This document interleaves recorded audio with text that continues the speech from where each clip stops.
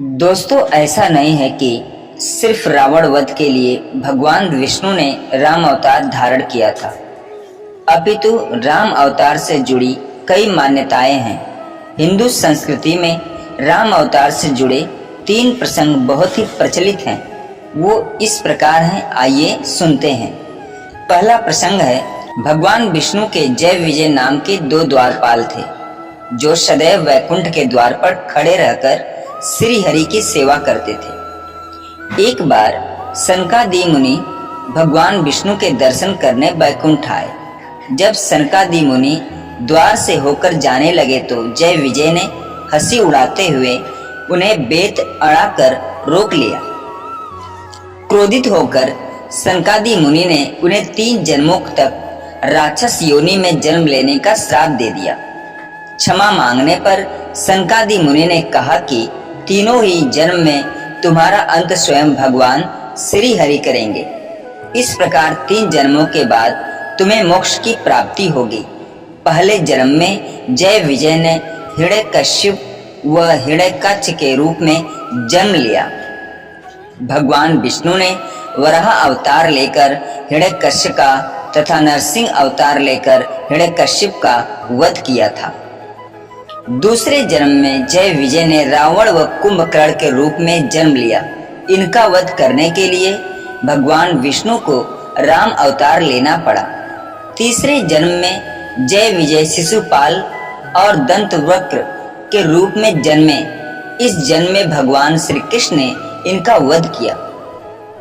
हम जो भी कार्य करें पूरी तरह से सोच समझ कर करें।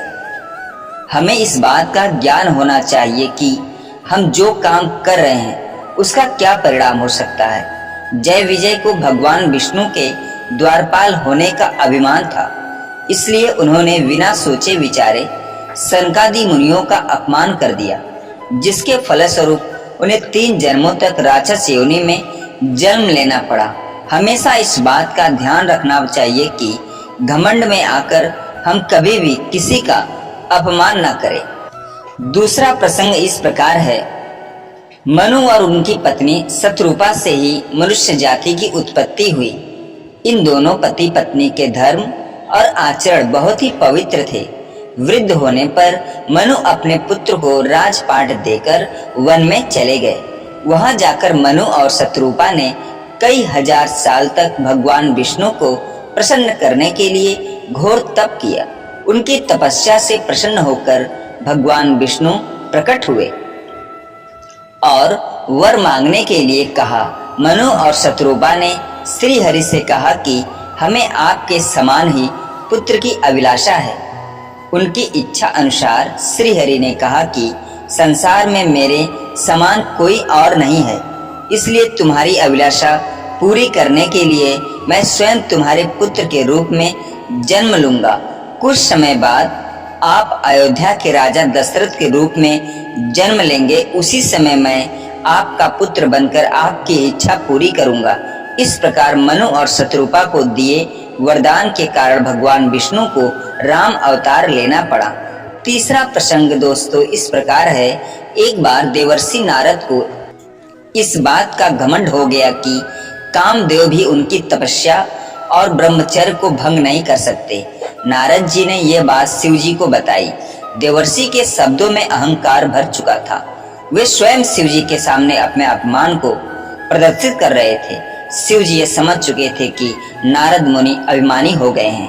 भोलेनाथ ने नारद से कहा कि यह प्रसंग मुझे सुनाया है, लेकिन भगवान श्री हरि के समक्ष अपना अभिमान इस प्रकार प्रदर्शित मत करना। इसके बाद नारद भगवान विष्णु के समीप पहुंच गए और शिव जी के समझाने के बाद भी उन्होंने श्री हरि को पूरा प्रसंग सुना दिया। नारद भगवान विष्णु के सामने भी अपना घमंड प्रदर्शित कर रहे थे। तब श्री हरि ने सोचा कि नारद का घमंड तोड़ना होगा, यह शुभ लक्षण नहीं है। इसके बाद नारद विष्णु को प्रणाम कर आगे बढ़ गए। रास्ते में उन्हें एक बहुत ही सुंदर नगर दिखाई दिया, जहां किसी राजकुमारी के स्वयंवर का आयोजन किया जा रहा था। नारद भी वहां पहुंच गए और राजकुमारी को देखते ही मोहित हो गए। यह सब भगवान श्री हरि की सिर्फ माया थी। राजकुमारी का रूप और सौंदर्य नारद के तप को भंग कर चुका था। इस कारण उन्होंने राजकुमारी के स्वयंवर में ही हिस्सा लेने का मन बनाया। नारद भगवान विष्णु के पास गए और कहा कि आप अपना सुंदर रूप मुझे दे दीजिए, जिससे कि वह राजकुमारी स्वयंवर में मेरा ही वरण करे। भगवान ने ऐसा ही किया, लेकिन जब नारद मुनि स्वयंवर में गए तो उनका मुख वानर के समान हो गया। उस स्वयंवर में भगवान शिव के 2 गढ़ भी थे। वे यह सभी बातें जानते थे और ब्राह्मण का वेश बनाकर यह सब देख रहे थे। जब राजकुमारी अपने वर का चयन करने स्वयंवर में आई तो वानर के मुख वाले नारद जी को देखकर वो बहुत ही क्रोधित हुई। उस समय भगवान विष्णु एक राजा का रूप धारण कर वहां आ गए। सुंदर रूप देखकर राजकुमारी ने उनका वर्ण कर लिया।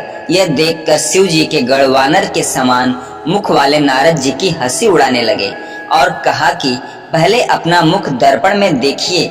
जब नारद जी ने अपने चेहरे को वानर के समान देखा तो वो बहुत क्रोधित हुए।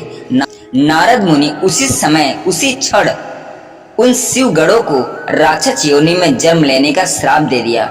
शिव गणों को श्राप देने के बाद नारद जी भगवान विष्णु के पास गए और क्रोधित होकर उन्होंने बहुत भला बुरा उनसे कहा।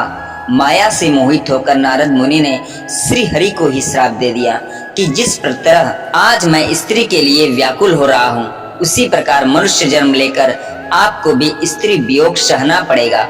उस समय वानर ही तुम्हारी सहायता करेंगे। भगवान विष्णु ने कहा ऐसा ही हो और नारद मुनि को माया से मुक्त कर दिया। तब नारद मुनि को अपने कटु वचन और व्यवहार पर बहुत ग्लानि हुई, बहुत दुख हुआ। उन्हें भगवान श्री हरि से क्षमा मांगी। भगवान श्री हरि ने कहा कि ये सब मेरी इच्छा से हुआ है, अतः तुम शोक न करो बस। इस प्रकार नारद मुनि को ढांढस बंधाकर श्री हरि वहां से चले गए। उसी समय वहां भगवान शिव के गढ़ आए, जिन्हें नारद मुनि ने श्राप दिया था। उन्होंने नारद मुनि ने क्षमा मांगी।